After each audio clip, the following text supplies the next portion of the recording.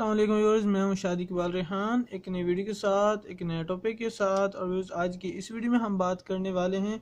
कि हम programming languages जो कि हम सी और सी प्लस प्लस जो करने जा रहे हैं, सीखने जा रहे हैं, और इसके लिए हमें कौन से टूल्स यूज़ करने होंगे जब हम अपने पीसी पर, अपने लैपटॉप पर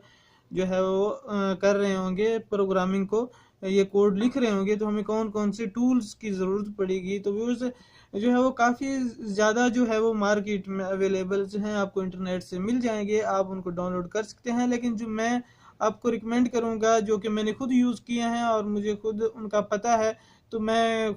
आपको भी वही रिकमेंड करूंगा कि आप भी वही यूज़ करें, क्योंकि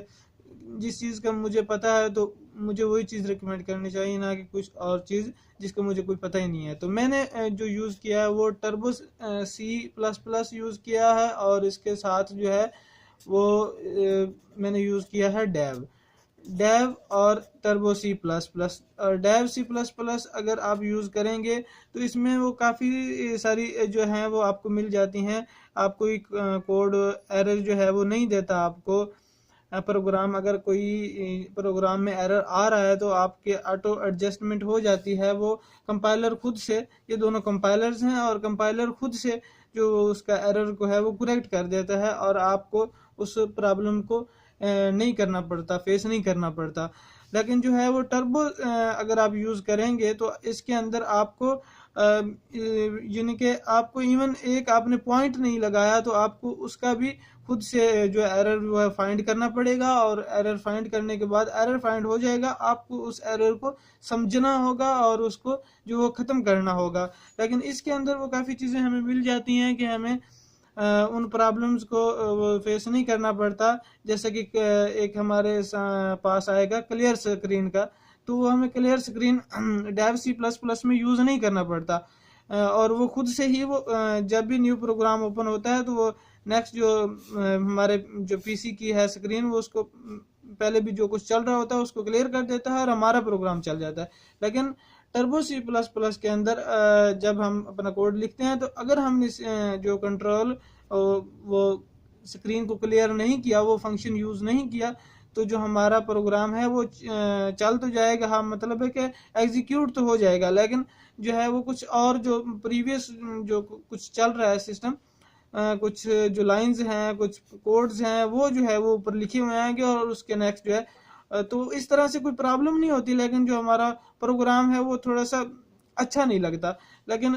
इसके लिए हम वो जो है क्लियर स्क्रीन का फंक्शन यूज़ करते हैं। और भी काफ़ी ज़्यादा फंक्शन हैं जिनके बारे में हम बात करेंगे नेक्स्ट आने वाली वीडियोज़ में। तो मैं आपको रिकमेंड करना चाह रहा था कि आप इन दोनों में से कुछ एक यूज़ करें, लेकिन मैं खुद ज़्यादातर ये यूज़ करता हूँ। लेकिन अगर आप न्यू हैं तो मैं आपको रिकमेंड करूँगा कि आप टर्बो यूज़ करें, क्योंकि इस पे आपके जो है वो एरर फाइंड करने का आपको बेसिकली पता चल जाएगा, और किस तरह से वो एरर वगैरह को फाइंड करना है आपने, कहाँ कहाँ पे एरर कौन कौन से होते हैं। सेमीकोलंस का एरर होता है, और काफ़ी ज़्यादा छोटे छोटे एरर्स होते हैं सिंटैक्स वगैरह के, तो उनका आपको बेसिकली पता चल जाएगा अगर आप न्यू प्रोग्रामर हैं। तो अगर आप बेसिकली अगर आप जो सी प्लस प्लस और सी लैंग्वेज सीखने जा रहे हैं तो आप न्यू ही हैं, तो आप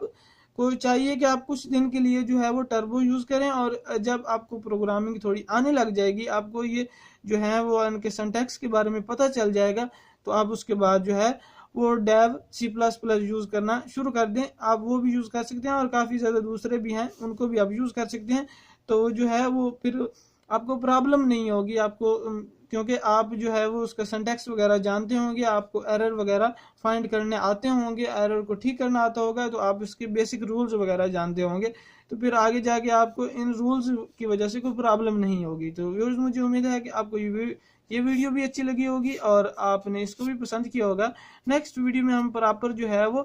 बात करेंगे, प्रोग्रामिंग पर आएंगे और प्रोग्राम शुरू करेंगे। और सबसे पहले जो हेडर फाइल्स वगैरह से स्टार्ट करेंगे कि हेडर फाइल्स क्या होती हैं, और उसके बाद जो है छोटा सा कोई प्रोग्राम करेंगे, और नेक्स्ट इसी तरह से चलते जाएंगे। तो व्यूअर्स, उम्मीद है कि आपको ये वीडियो जो है वो पसंद आई होगी, और आपने इस वीडियो को ज़रूर देखा होगा एंड तक। और